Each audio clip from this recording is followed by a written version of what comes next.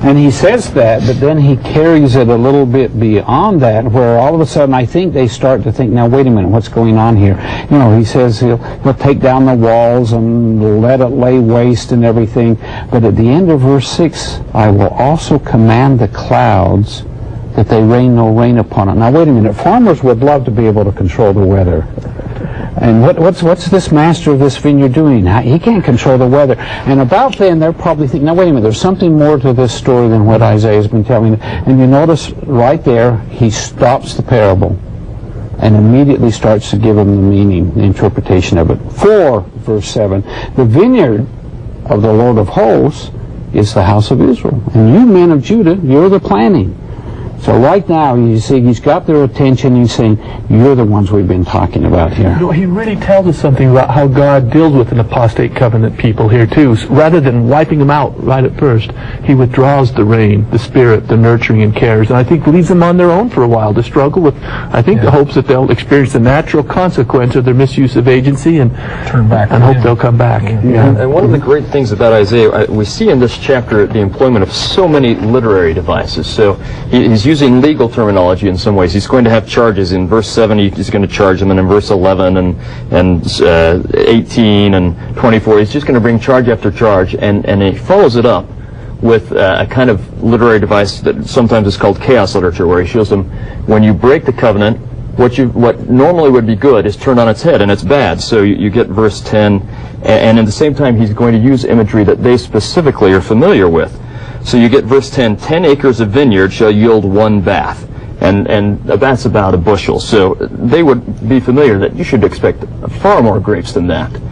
Ordinarily, like with the parable of the sower, you should expect multiples, 20, 30, whatever fold. Here he's talking of fractions. In fact, the fraction is basically a tenth. Each one is a tenth. Which may be, for some, all of a sudden, why is God withdrawing his blessings? We only get a tithe of what we plant. Yes. Oh, that's right, though. Last year I forgot to pay. Yeah.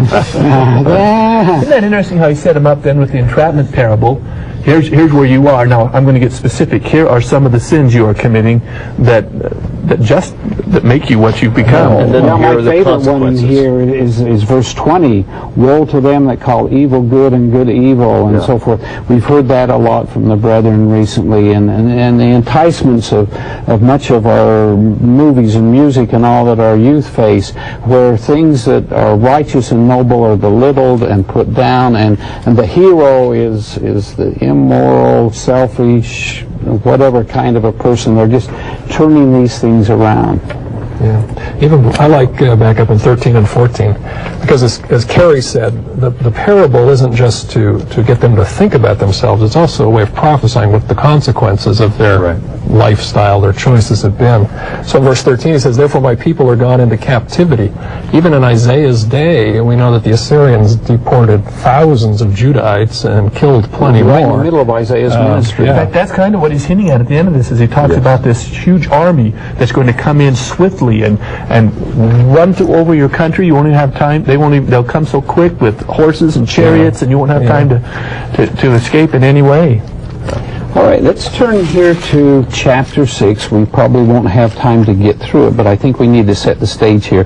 This chapter seems to be set out of chronological sequence. It maybe really belongs at the beginning because it's dealing with Isaiah's calling. Some say it's here because he makes the accusation. Now he says, here's my credentials why you should believe me.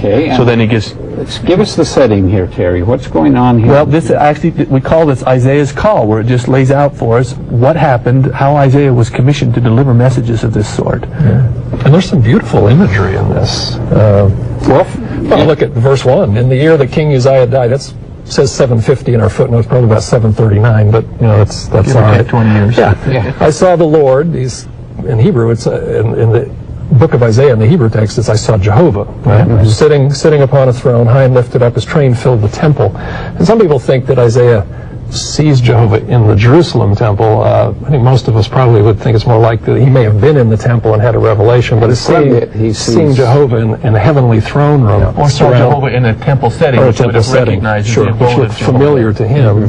Yeah, there's these seraphim, which are these glorious, bright creatures round about. Again, verse 3, holy, holy, holy is the Lord. Superlative. It's the most holy one. Yes, yes. And I really like verse 5. He says, woe is me, I'm undone. I'm in this heavenly setting in the presence of the most holy being, and I'm feeling pretty unclean. I'm pretty inadequate, unworthy to be here. I've seen the king, as he says. But then in verse 6, one of the seraphs takes a coal from the altar. Verse 7 touches it to his lips and says, your iniquity's taken away. And sometimes I'll think about the significance of the altar here and the symbolism that goes along with that. Place of covenant making, place of sacrifice as well. And so he's being cleansed by the power of purity that comes from, we would say, Christ's sacrifice. And again, tied into that covenant, Christ and the covenant tied up together, as we've said. So Isaiah's ready. He's authorized. Maybe we can summarize here where we've come in these chapters. Nephi is quoting them. Carrie, do you want to kind of give us a sort of what do we learn from these first chapters of Isaiah and about his calling and his teachings to the people that Nephi would find them of particular value to include them here in his writings? Yeah, it seems to me, and of course he's aware of Isaiah's context, but he's given it a larger context because he's away from Jerusalem. But he wants us to understand that Christ has made covenants with us, and he can cleanse us if we keep the covenants. But when we don't keep covenants, either his people, us today, whoever it is that's made a covenant, if we don't keep the covenants, God will warn us, and if we continue to break them, there will be judgments. But if we do keep the covenants, and Isaiah is always emphatic about this, holding out that chance, if you keep the covenants, you'll be blessed, you'll be cleansed, you'll be washed, and you'll be able to rejoice. And that's the word Nephi uses frequently, talking about Isaiah. We can rejoice in these things. And as we are able to do that, then we're worthy, as we see here in chapter 16, to actually come into the presence of the Lord. Both as far as being worthy to go into his house here on the earth, in other words, to have a current valid temple recommend, but to be worthy to come into that great higher realms of his kingdom, even though we may have made mistakes, even though we may feel unworthy, that we're unclean and unworthy like Isaiah felt, we can still have the feeling redemption, cleanliness, forgiveness is possible if we will but do those things that the Lord through his prophet asks of us to do. Wonderful insights that we get here. Thank you very much for helping us out with these difficult passages.